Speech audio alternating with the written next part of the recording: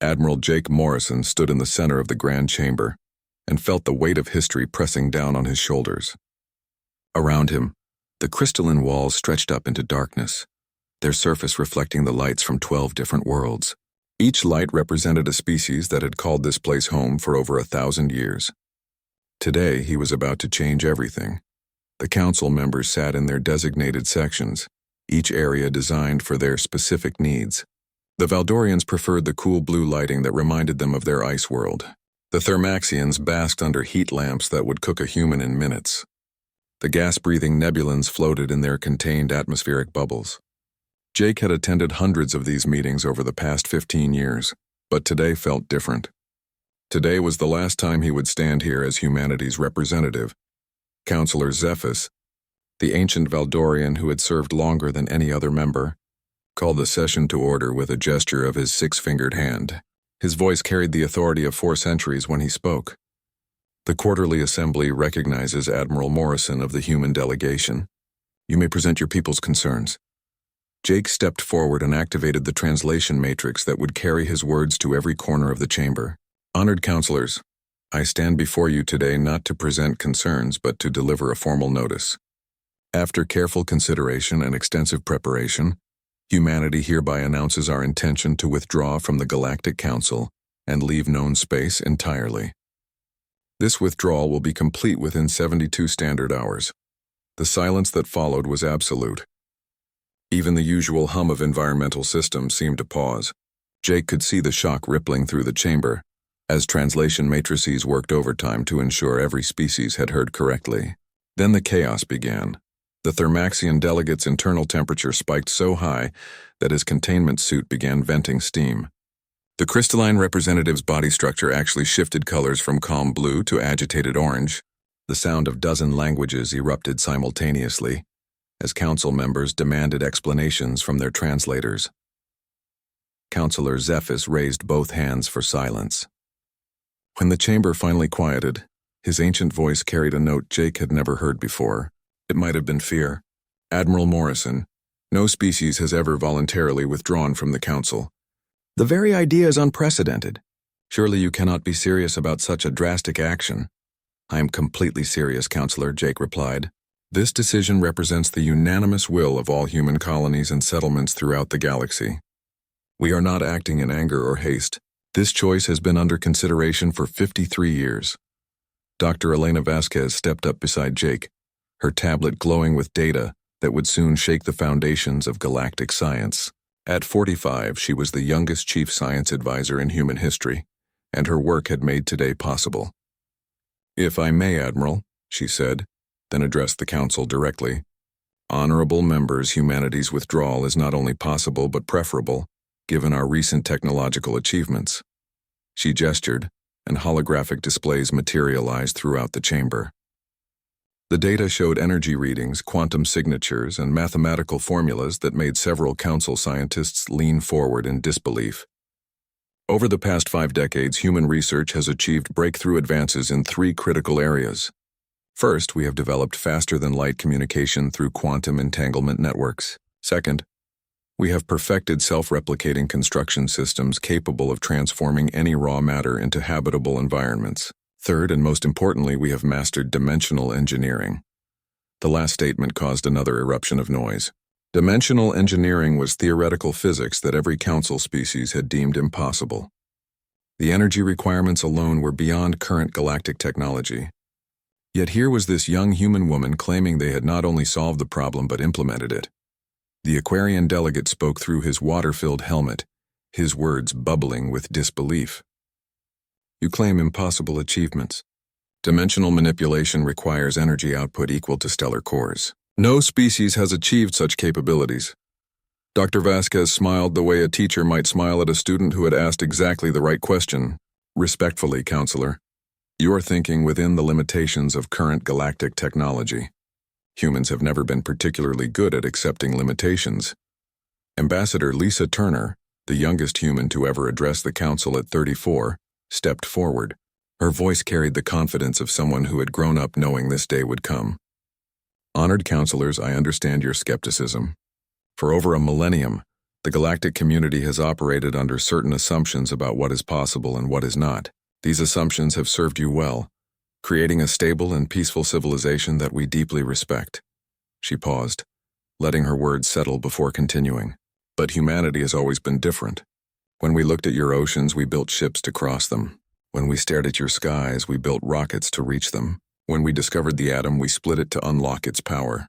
We are not a species that accepts impossibility as a permanent condition. Counselor Zephys leaned forward, his ancient eyes fixed on the young human woman. You speak of differences, Ambassador, but differences need not mean separation. The Council exists to help all species achieve their potential within the framework of galactic stability. Lisa's response would later be recorded as one of the most significant speeches in galactic history. Respectfully, Counselor, stability is not the human way. You ask why we choose the unknown over the security you offer. Because security is not what drives us forward. We are a species that looked at impossibility and called it a challenge. We do not seek safety in what is known. We seek possibility in what has never been attempted. The chamber fell silent again, but this time the quality of the silence was different. It was not the silence of shock, but the silence of beings trying to comprehend something fundamentally alien to their nature. For 1,000 years, the galactic community had operated on the principle that stability and cooperation were the highest values. Now they were faced with a species that valued growth and independence above all else. Counselor Zephys spoke slowly, his voice heavy with the weight of his years. You claim technological achievements that surpass our understanding. You speak of leaving known space itself, yet you offer no proof of these claims. How can the Council evaluate the truth of what you say? Jake stepped forward again, his military bearing evident in every movement. Counselor, we anticipated this question. If the Council wishes, we are prepared to provide a full demonstration of our capabilities at the Galactic Technology Institute. Dr. Vasquez can show you exactly what humanity has achieved and how we intend to use these technologies in our departure. The chamber erupted once more as Council members conferred with their science advisors and military attachés. The implications were staggering.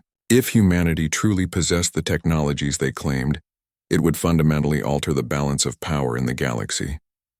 More importantly, it would prove that the galactic community's careful, conservative approach to advancement had been surpassed by a species barely 2 centuries old. After nearly an hour of heated discussion, Counselor Zephys called for order. The Council accepts your offer of demonstration, Admiral Morrison. However, we must warn you that if these claims prove false, humanity will face severe consequences for this disruption of galactic peace. Jake met the ancient Valdorian's gaze without flinching. Understood, Counselor. But I should warn you in return that if our claims prove true, the galaxy will never be the same again. The demonstration will begin tomorrow at the Institute. I suggest your scientists prepare themselves for possibilities they have never imagined. As the human delegation filed out of the Grand Chamber, the Council members sat in stunned silence. In less than 2 hours, everything they thought they knew about the limits of technology and the nature of galactic civilization had been challenged by 3 humans who spoke with the quiet confidence of people who had already accomplished the impossible. The Galactic Technology Institute stretched across 3 moons orbiting the research world of Cathera Prime. For 800 years, it had been the testing ground for every major technological advancement in known space. Today, its pristine laboratories would witness something that would rewrite the textbooks in every galactic university. Dr. Elena Vasquez stood in the center of Laboratory 7, surrounded by floating observation platforms filled with the galaxy's greatest scientific minds. The room itself was a marvel of engineering, capable of containing energy discharges equivalent to small suns, while maintaining perfect environmental controls for dozens of different species. She had requested the largest testing chamber available, and now she understood why her predecessors had thought dimensional engineering was impossible. Counselor Zephys occupied the central observation platform, his ancient frame supported by the latest Valdorian life extension technology. Around him, representatives from every council species watched through protective barriers and sensor arrays. The tension in the room was almost visible, a mixture of skepticism and barely contained excitement. Before we begin, Elena announced, her voice carried to every platform by the translation matrix. I want to be clear about what you are about to witness. These are not theoretical demonstrations or laboratory curiosities. Every technology I will show you today is currently in active use by human colonies throughout the galaxy. What seems impossible to you has been our reality for over 30 years. She gestured to a small metallic sphere floating in the center of the chamber. It was no larger than a human fist, its surface mirror-bright and seemingly featureless. This is a Genesis pod, our basic construction unit. It contains everything necessary to transform raw materials into habitable environments. The process begins with molecular disassembly and reconstruction. Elena activated the pod with a simple hand gesture. Immediately, the sphere began to emit a soft blue light that expanded outward in perfect geometric patterns. Where the light touched the chamber's walls, molecular changes began to occur. Metal was broken down to its component atoms and rebuilt into new configurations. Within minutes, the sterile laboratory began to transform. The crystalline scientist on Platform 4 spoke through his harmonic translator, his body structure shifting to deep purple with amazement. The energy efficiency is beyond our calculations. The pod appears to be drawing power from quantum vacuum fluctuations. Such technology should require massive external power sources. That was our first breakthrough, Elena replied as the transformation continued around them. We stopped thinking about energy as something that had to be transported and stored. Instead, we learned to tap directly into the fundamental forces that exist everywhere in space. The universe itself becomes our power source. Within an hour, the laboratory had become something entirely different. What had been a sterile testing chamber was now a miniature ecosystem, complete with breathable atmosphere, flowing water, and even small plants growing from what had once been metal flooring. The Genesis pod hovered in the center of it all, still glowing softly as it maintained the delicate balance of its creation. The gaseous Nebulan delegate spoke through his atmospheric speaker, his excitement causing visible swirls in his containment field. Doctor, are you telling us that humans can create habitable worlds from any raw materials? The implications for expansion and colonization are staggering. Not just habitable, Elena said with a smile. Optimal. The Genesis protocol analyzes the needs of its users and creates environments specifically suited to their requirements. We have pods that can transform asteroids into garden worlds in a matter of hours. Others that can create underwater cities or orbital habitats from space debris. The limitations are not technological but imaginative. Captain Ryan Clark chose that moment to enter the chamber through what had been solid wall moments before. His ship, the USS Independence, hung in space above the facility, and he brought with him the confidence of someone who had spent his life preparing for this day. If I may, Doctor, he said, addressing the council directly. The Genesis technology is impressive, but it is only the beginning. He activated his personal communicator, and the chamber's displays lit up with real-time images from his ship. The Independence was unlike any vessel in the Galactic Fleet. Where council ships were built for efficiency and standardized operation, the Independence looked like it had been grown rather than constructed. Its hull flowed in organic curves that seemed to shift and adapt as they watched. Traditional, faster-than-light travel works by folding space or accelerating through higher dimensions, Ryan explained as the ship began to demonstrate. Both methods require massive energy expenditure and are limited by the physical properties of our universe. We took a different approach. On the displays, the Independence began to fade from normal space. It did not accelerate or disappear suddenly. Instead, it seemed to step sideways out of reality itself, leaving behind only a faint shimmer that quickly dissipated. Rather than moving through space or time, we move through the dimensional barriers that separate different layers of existence. We call it translation. The Thermaxian military observer's containment suit began venting steam as his internal temperature spiked with excitement. Captain, such movement would allow instantaneous travel across any distance. Are you claiming that humans have overcome the fundamental limitations of physics? Not overcome, Ryan replied as his ship reappeared on the far side of the star system, having crossed 12 billion kilometers in the blink of an eye. We simply learned to work with different physics. Every dimension has its own rules. We found dimensions where distance is not a limiting factor.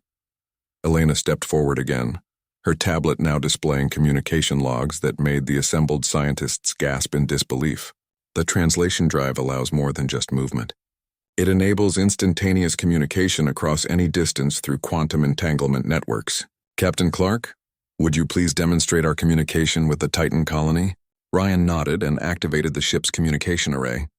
Immediately, the chamber filled with the voice of Admiral Kate Morrison, Jake's sister and commander of humanity's most distant outpost. Council members, this is Admiral Morrison speaking from the Titan colony in the Magellanic Cloud. We are currently 53,000 light-years from your location, yet this conversation is happening in real time. The implications hit the Council scientists like a physical blow. Real-time communication across galactic distances would revolutionize everything from trade to warfare to scientific collaboration. The careful balance of power that had maintained galactic peace for centuries would become meaningless if one species could coordinate instantly across unlimited distances. Counselor Zephys spoke slowly, his ancient voice heavy with the weight of realization. Dr. Vasquez, Captain Clark, what you have shown us today challenges every assumption upon which our civilization is built. These technologies would transform the galaxy beyond recognition. Why have you kept them secret for so long? Elena exchanged glances with Ryan before answering. We did not keep them secret, Counselor. We have been trying to share these advances for decades. Every research proposal was rejected as too dangerous. Every innovation was deemed too disruptive to galactic stability. We were told repeatedly that such rapid advancement would upset the careful balance that keeps the galaxy peaceful. So we continued our research independently. Ryan added, we built our own facilities, conducted our own experiments, and developed our own technologies. What you see today is the result of 50 years of human innovation, proceeding without galactic oversight or limitation. The chamber fell silent as the council members absorbed this information. For half a century, while they had been focused on maintaining stability and preventing disruption, humanity had been quietly revolutionizing the very foundations of technological possibility. The young species they had thought to guide and control had surpassed them in ways they were only beginning to understand. The Aquarian delegate spoke through his water-filled helmet, his words carrying a note of fear. If humans possess such capabilities, why do you choose to leave? With these technologies, you could claim leadership of the galactic community. You could reshape civilization according to your vision. Elena's response was immediate and definitive. Because that is not who we are, Counselor. We do not seek to rule or reshape what others have built. We seek to build something entirely new. The galaxy you have created is beautiful and peaceful and stable, but it is not ours. Our path leads beyond what you can imagine, into possibilities that have never been explored. Ryan gestured to the transformed laboratory around them, where the Genesis pod continued to maintain its perfect ecosystem. This demonstration represents a tiny fraction of what human colonies have achieved. We have cities that exist in multiple dimensions simultaneously. We have research stations that exist outside normal time. We have exploratory vessels that are charting realities that have no names in any galactic language. And tomorrow, Elena concluded, we will take all of that knowledge, all of that capability, and all of that potential into unknown space. We will build something the galaxy has never seen before, something that exists not in spite of impose. The corridors of the council station hummed with urgent activity, as representatives from 12 species tried to understand what they had witnessed and what it meant for the future of galactic civilization. In the private chambers reserved for diplomatic meetings, conversations that would shape the fate of the galaxy were taking place behind closed doors. Admiral Jake Morrison sat across from Counselor Zephys in the Valdorian's personal quarters, where the temperature was kept at levels that would be uncomfortable for most species, but felt refreshingly cool to Jake's human physiology. The ancient alien's six-fingered hands traced patterns on the crystalline surface of his desk as he struggled to find words for questions that had never needed to be asked before. Admiral, Zephys began, his voice carrying the weight of 4 centuries of experience. I have served on this council longer than any current member. I have seen species join our community, contribute their knowledge, and find their place in the galactic order. Never have I seen a species choose to leave, especially not one with capabilities such as you have demonstrated. Help me understand why. Jake leaned back in his chair, considering how to explain something that went to the very core of human nature.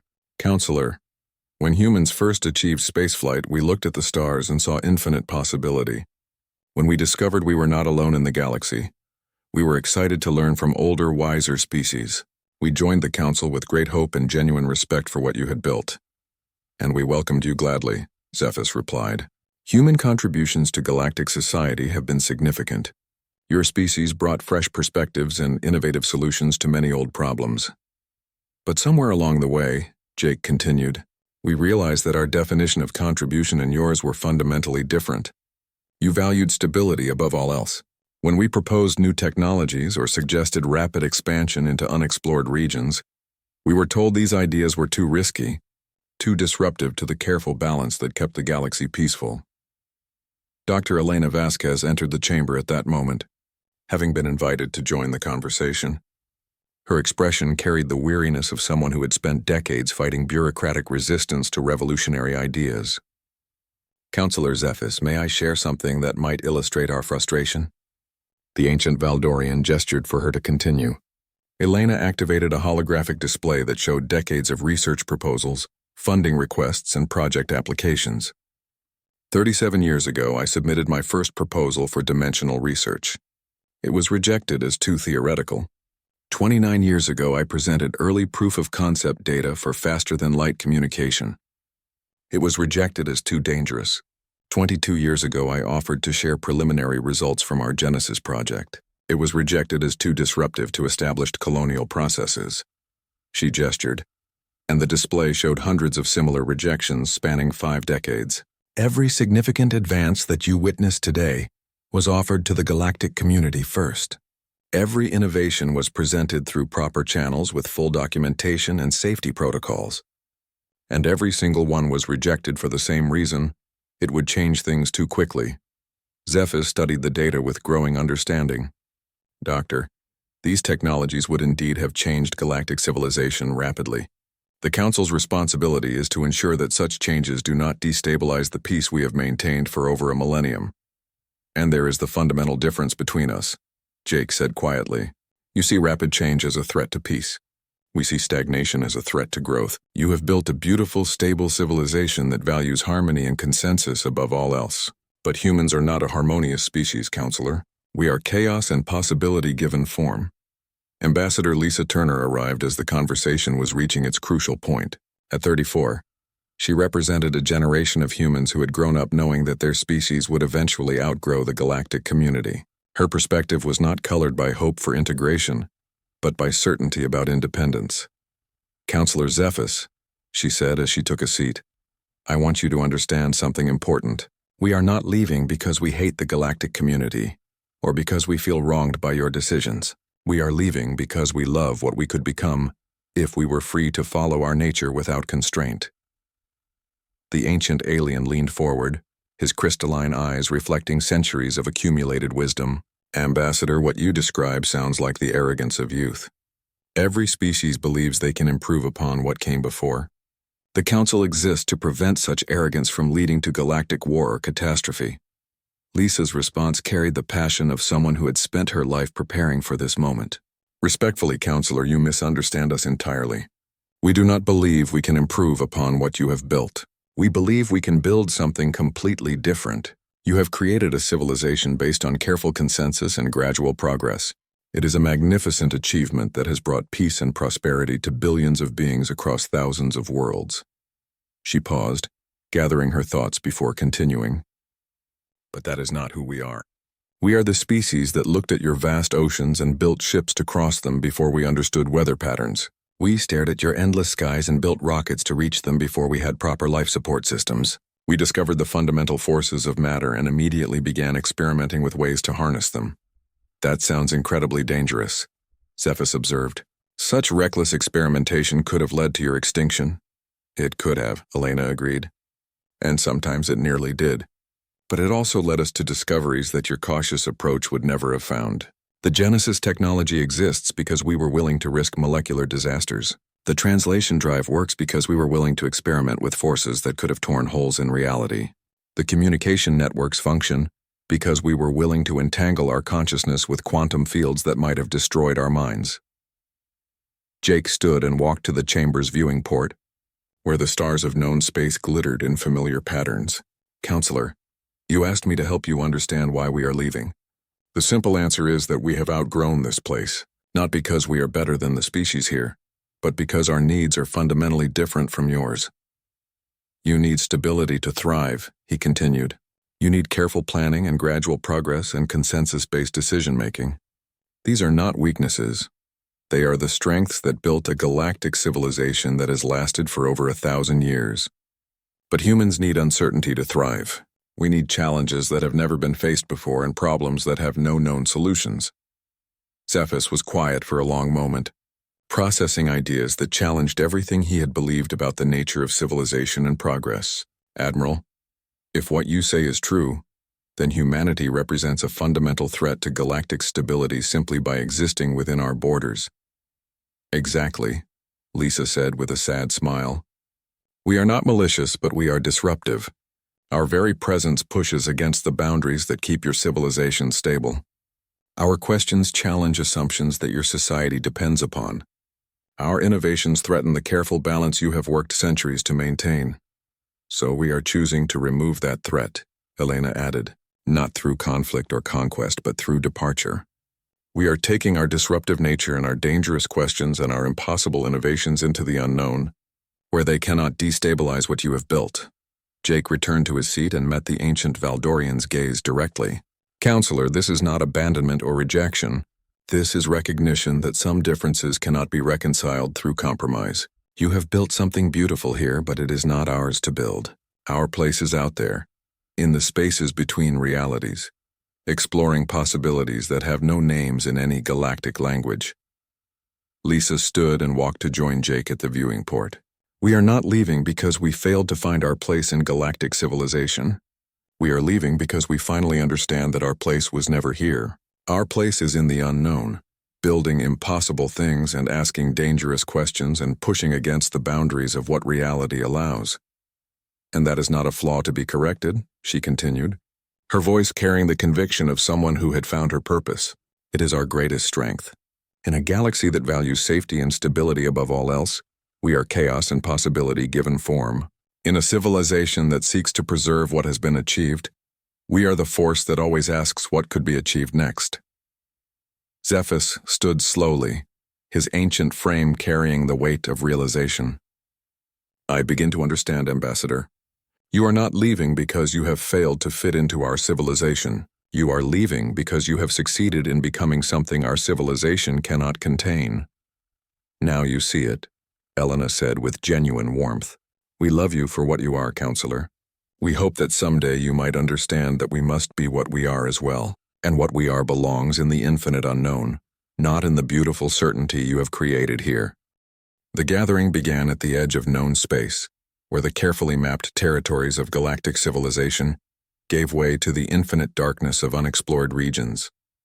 Captain Ryan Clark stood on the bridge of the USS Independence, watching through the main viewer as humanity's Exodus fleet assembled in formations that defied every principle of naval architecture he had learned at the Academy. Ships emerged from translation space with the regularity of clockwork, each one representing a human colony that had spent decades preparing for this moment. They came from the industrial worlds of the inner sphere, where massive foundries had constructed vessels from materials that existed only in theoretical physics textbooks. They came from the agricultural planets of the outer ring, where genetic engineers had grown ships from living metal that pulsed with organic rhythms. The diversity of the fleet was staggering even to Ryan, who had spent years coordinating with human settlements throughout the galaxy. Some ships were clearly descendants of traditional Earth designs, their hulls bearing the clean lines and practical functionality that had carried humanity to the stars. Others defied easy categorization, their forms flowing like liquid music frozen in metal and crystal. The research vessel Galileo arrived from the Helix Nebula, its hull composed entirely of crystallized spacetime that bent light around it in impossible patterns. The mining ship Darwin's Dream translated in from the galactic rim, its cargo holds filled with exotic matter that existed only in the spaces between dimensions. The colony ship New Horizon appeared from coordinates that registered as empty space on galactic charts, carrying the entire population of a human settlement that had been building in parallel dimensions for 30 years. Admiral Jake Morrison's voice filled the communication channels as he addressed the assembled fleet from his position aboard the flagship Prometheus. Citizens of humanity, today we begin the greatest journey our species has ever undertaken. Not a journey across space, but a journey beyond the very concept of space as it has been understood until now.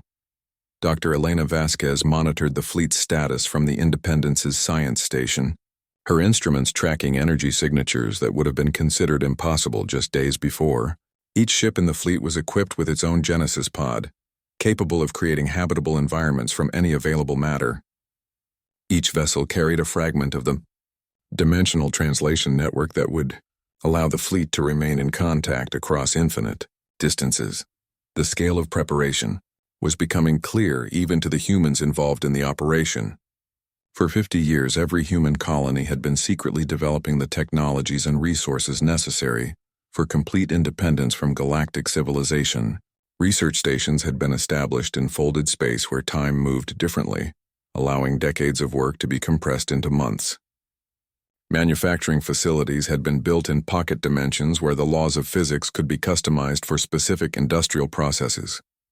Captain Sarah Mitchell, commanding the exploration vessel Magellan, opened a communication channel to the Independence. Captain Clark, we have confirmation from the Deep Survey Division.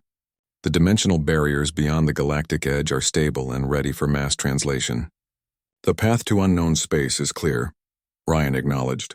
The report, while studying the tactical displays that showed not just the human fleet but also the growing presence of galactic observation vessels at the edge of detection range.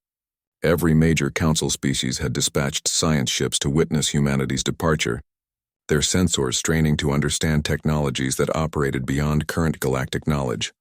Some species had sent more than observers.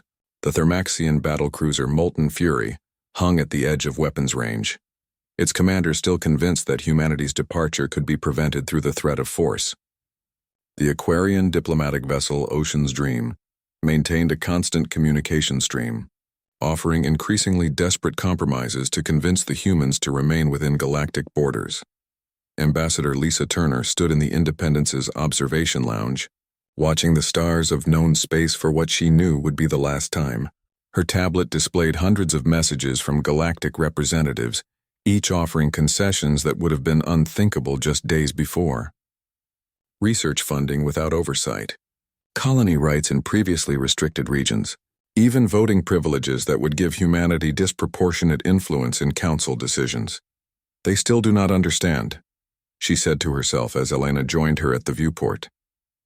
They think this is about politics or resources or status within their civilization. Elena nodded as she watched the most distant ships of the human fleet, vessels that had traveled from colonies so remote that galactic cartographers had never suspected their existence. They cannot comprehend that we would voluntarily give up security and stability for uncertainty and risk. To them it appears we are choosing poverty over wealth, danger over safety, isolation over community. But we know better, Lisa replied. We are choosing possibility over limitation, growth over stagnation, freedom over safety.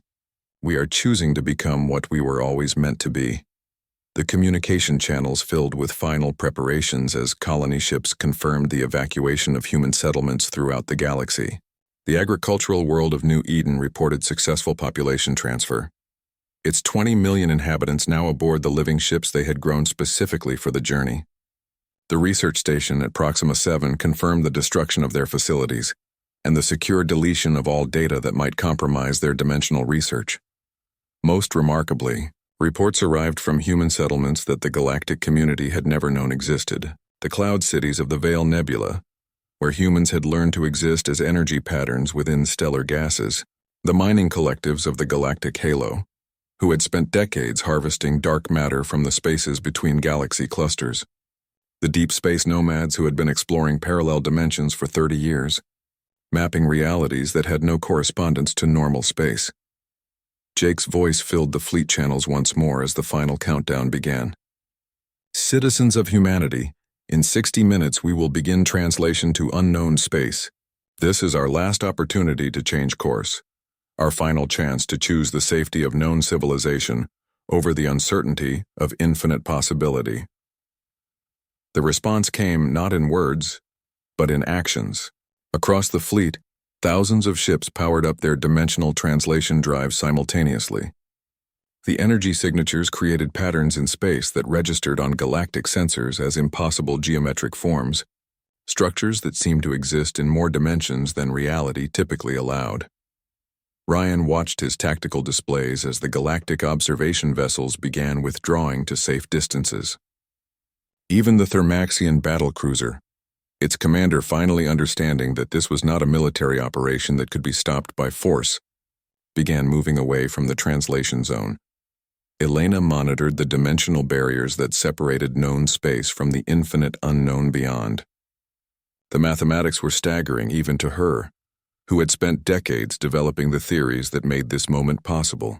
The fleet would not simply leave the galaxy, but step outside the very framework of reality that contained galactic civilization. As the final minutes counted down, Jake opened a broadcast channel that would carry his words throughout the galaxy. People of the galactic community, we leave not in anger but in hope.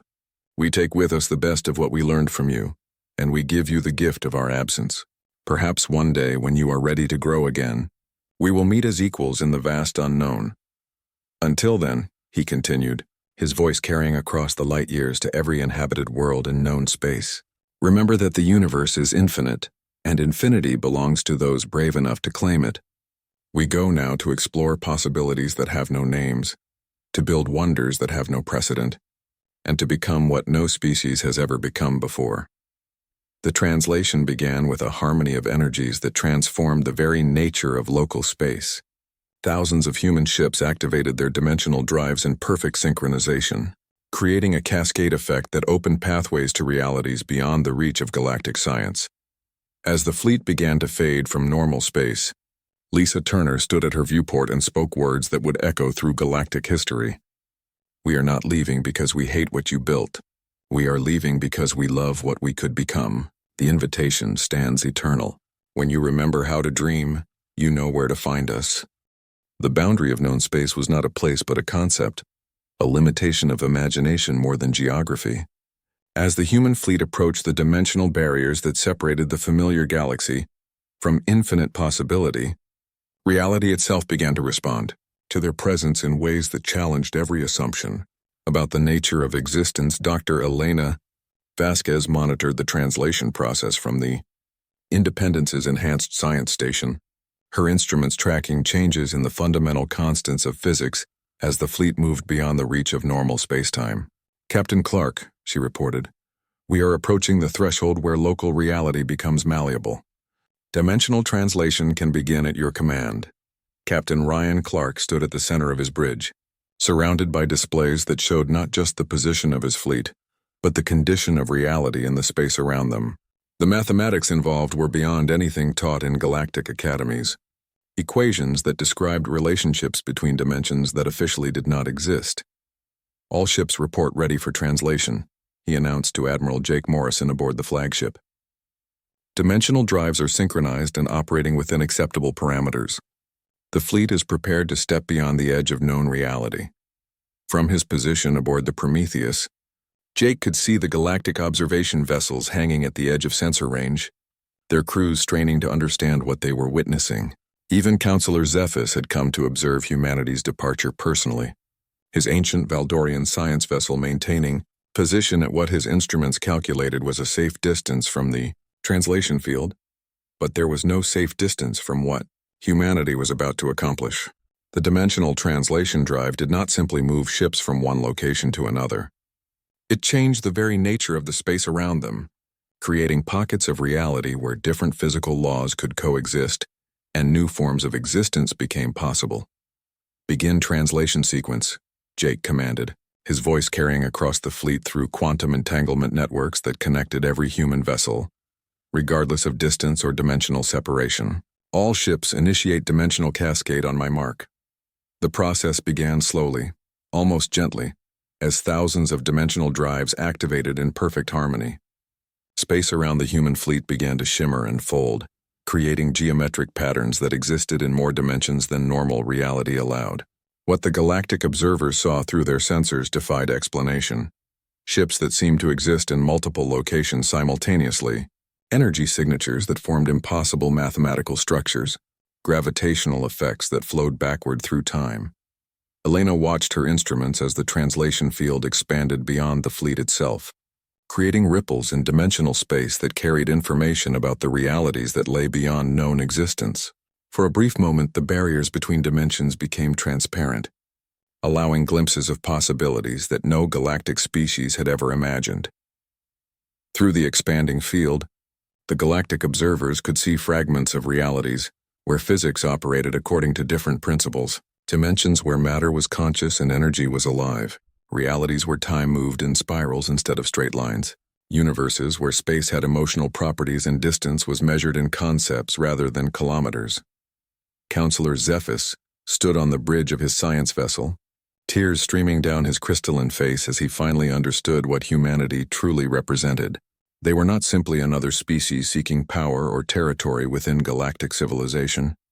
They were the universe's way of exploring its own infinite potential, consciousness given form to ask questions that existence itself had never considered. "Record everything," he commanded his science team, his ancient voice heavy with awe and regret. "Let the galaxy know that we have witnessed something unprecedented. A species has chosen to transcend the limitations of known reality itself. They are not leaving us. They are becoming something that our language has no words to describe." As the translation field reached full strength, the human fleet began to step sideways out of normal space. They did not disappear in the traditional sense, but rather became translucent, as if they were moving into dimensions that overlapped with but did not occupy the same conceptual space as known reality. Ambassador Lisa Turner stood in the Independence's observation lounge, watching the stars of the galaxy fade into something that was not darkness, but rather the absence of the limitations that defined physical space. Around her, the ship itself was changing, its structure adapting to exist in realities where the distinction between matter and energy was a choice rather than a fundamental law.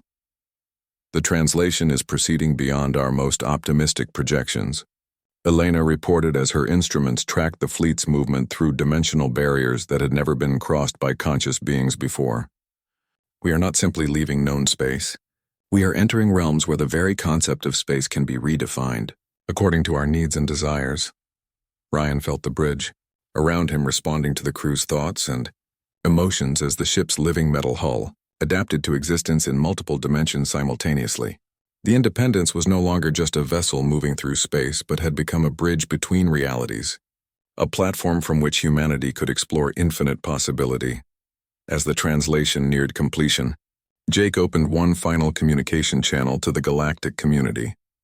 His image appeared on viewing screens throughout known space, but he was no longer entirely human in appearance. The dimensional fields around him were beginning to change the very nature of consciousness itself. "People of the galaxy," he said, his voice carrying harmonics that existed in frequencies beyond normal hearing, "we leave you with a gift. For a brief moment, the barriers between your reality and infinite possibility have become permeable. Look beyond your instruments and your calculations. See what exists when you stop accepting limitations as permanent." Through the dimensional cascade, species throughout the galaxy experienced something that would change their civilizations forever. Scientists on 1,000 worlds suddenly understood solutions to problems they had considered unsolvable. Artists found themselves inspired by geometric forms that existed only in theoretical mathematics. Philosophers glimpsed concepts that redefined their understanding of consciousness and existence. But the gift came with a cost. Once the barriers closed again, the galaxy would be faced with the knowledge that infinite possibility existed just beyond their reach. Some species would be content to return to their careful stability, but others would begin to question whether safety and stagnation were truly the same thing. As the human fleet completed its translation to unknown space, the dimensional field began to collapse back to normal parameters. The galactic observation vessels found themselves alone at the edge of known space, their sensors detecting nothing but empty vacuum where moments before had been the most advanced fleet in galactic history. But the silence did not last. As the final echoes of the translation field faded, a new signal appeared on galactic communication networks. It was Ambassador Lisa Turner's voice, speaking from beyond the edge of known reality, with words that would echo through galactic civilization for centuries to come. "Citizens of the galaxy," her transmission began, "this is Ambassador Turner speaking from the realm beyond your current understanding of space and time. We have arrived safely in dimensions where growth is not limited by the fear of change, where innovation is not constrained by the need for consensus, where possibility is limited only by imagination. We are building wonders here that have no names in your languages, exploring concepts that exist beyond your current mathematics, becoming forms of consciousness that transcend your definitions of life itself. But we have not forgotten the galaxy that gave us birth, nor the species who showed us what civilization could accomplish when guided by wisdom and patience. The path we have taken remains open to any who choose to follow. When your species tire of safety and begin to hunger for growth, when your civilizations exhaust the possibilities of known space and turn their eyes toward the infinite unknown, you will find us here. We will be waiting with technologies you cannot imagine and knowledge you have never dreamed of possessing. Until that day comes, we offer you this final gift. Remember that the universe is vast beyond your ability to measure and filled with possibilities, beyond your current ability to conceive. When you remember how to dream of impossibility, when you find the courage to choose growth over safety, when you decide that becoming is more important than being, you know where to find us. The transmission ended, leaving the galactic community alone with the implications of what they had witnessed. Humanity had not conquered or destroyed or abandoned them. They had simply evolved beyond the need for the careful limitations that defined galactic civilization. In the years that followed, the galaxy would never be quite the same. Some species retreated deeper into conservatism, frightened by the implications of unlimited growth and change. But others began to question whether the stability they had prized so highly was truly worth the cost of infinite possibility. Counselor Cephas would spend his remaining years advocating for research, programs that pushed against the boundaries of accepted